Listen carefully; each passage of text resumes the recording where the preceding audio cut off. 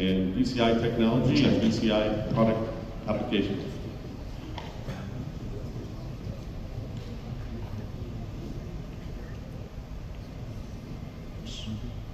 How do I go back?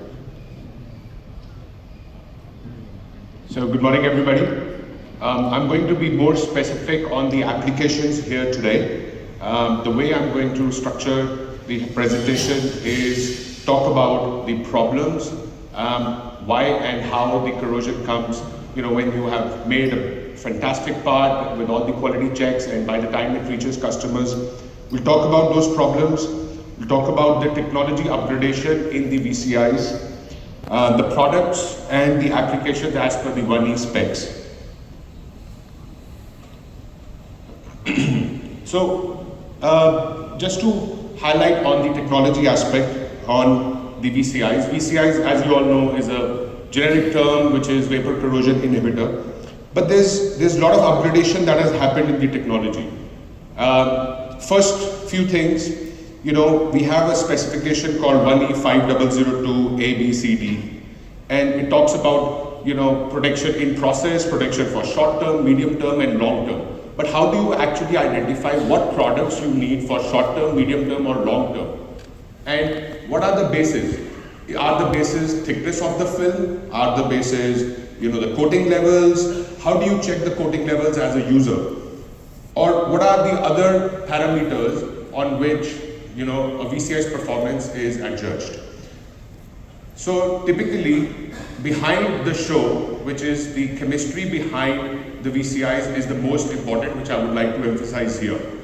Now, the upgradation in the technology happened with the use of speedy moisture passivation that Rustex has been using. In speedy moisture passivation, 20% of the VCIs, they evaporate within seconds to around 24 hours. And the remaining 80% evaporates over a period of 5 to 15 years. Now, which enables, when you have packed an auto part, you are encompassing all the humidity that is there in your shop floor inside this bag, whether it is a small bag or the big carton liner. When this humidity is there, that is when you actually need the VCIs to immediately start their reaction. How the reaction starts, it is based on the vapor pressure of the VCIs in action. Higher the vapor pressure, higher is the rate of evaporation and the deposition onto the metal parts. Now it is the race between the moisture settling on the metal parts versus the VCI settling on the metal parts. And that is where we our team led to the innovation of the SMB technology, where 20% of the VCIs immediately reach the metal parts, neutralize the atmosphere around the parts and make it nullified to corrosion. And obviously, since the parts are not used immediately, they have to be used over a period of 2 years, 3 years, maybe 6 months, or even 15 years. We have seen some spares of engines or oil and gas being out there for 10, 15 years.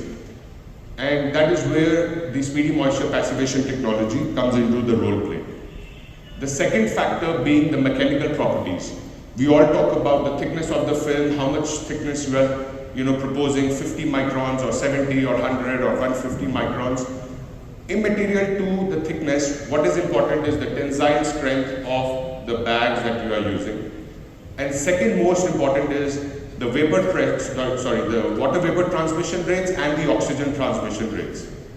Now, why does a chips packet, the lace packet, stay fresh for 6 months, year, and how does the auto part go bad within a couple of days of packing? So the difference is also the vapor pressure, the water vapor transmission rate and the oxygen transmission rate. Now, let's assume this is a 10 inches by 10 inches poly bag. In 25 microns, there are the water vapors that can pass through it in a normal plastic bag would be 2 grams in 24 hours in a 25 micron plastic film every 24 hours. Now that's the amount of moisture that is passing through at approximately 90% relative humidity and around 30 degrees temperature. Now that is the amount of moisture that is passing through the plastic film. So you need to use the right substrate for the right application. And going back to the 1E 5002 spec, Now, you should not be over-designing your packaging or under-designing the packaging. Now, in the same way, for a short-term protection, let's say from Delhi to Chennai or Chennai to Pune, you should be using the right kind of a product, whereas for a long-term prevention, you should be using the technology that has very low WVTR and very low OTRs, so you can get a prevention of 1 year, 2 years, 5 years, 10 years, accompanied with the right formulation or chemistry of the VCIs. So, as I mentioned, VCI is a very generic term. There are various kind of VCIs or chemicals that make it the right chemistry. Now, what you need to consider whilst making the right judgment of what product you are using is we've broken it down into 5 different chemicals which we have incorporated in this technology of ours. One is a speedy chemical for faster reaction, which I explained in the previous slide. Longevity chemical, the VCIs that can stay there for 5 years, 10 years, 2 years, depending on what your actual need is. A multi-metal chemical. So is your VCI supporting a multi-metal protection of the parts?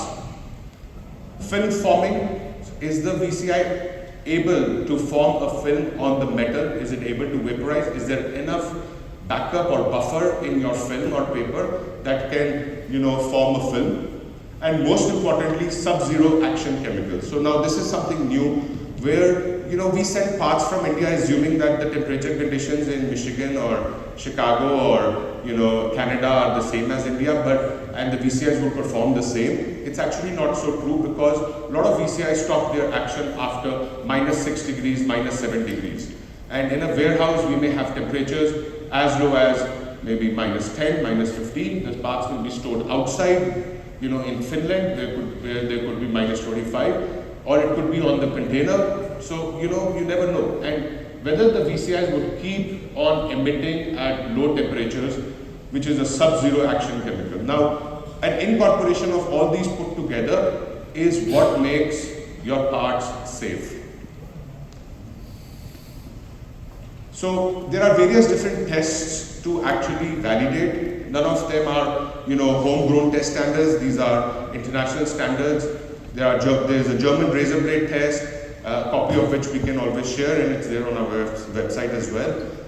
But it's internationally available. You put a couple of drops of water in a plain bag, and see whether in the presence of these couple of drops of water, whether the corrosion is prevented or not, versus a VCI.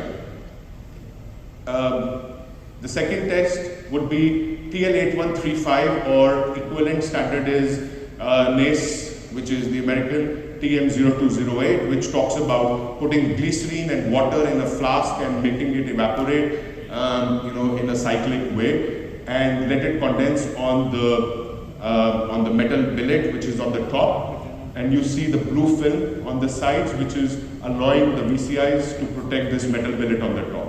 Now, in 24 hours, if it is able to protect, and it is judged on grade 0, 1, 2, 3, and a good part that is able to protect as per the standard, passes the VIA test standard. The common myth is, you have a lot of smell in the VCI. I think it works very well because there's a lot of smell. It has got nothing to do with the smell. It has got nothing to do with, how bright yellow or blue or green or whatever color the VCI is. It has got nothing to do. It is the chemistry behind the show. It's not just a plain bag, it is a performance material. Now I move on to the next phase of my presentation, which talks about the problems. We've heard it in the last couple of days. The corrosion could be from incoming materials, from your vendors. In many countries, including India, we have a responsibility to the door syndrome. So a vendor would send the parts to, let's say, Caterpillar or any other client or any other OEM, and they would say, my responsibility ends right at the time I get the GRN done. Now, that actually is not right, because, the design of your packaging or the oil should be done in the way that by the time maybe 1 week or 3 months, it is used by CAT or any other OEM, your product should be safe and secure until then. Poor storage, parts lying outside, corrosion after machining. In the last presentation, we talked about a lot on machining. So one more very important aspect is corrosion after leak testing. So we do leak testing of our pipes, we do leak testing of the equipment, we run the water through it. Water has chlorides, water may have salts, and that causes internal corrosion of these pipes and engine blocks. So there are additives that could be infused inside the water which can prevent it from corrosion for a very long time, and also prevent flash rusting.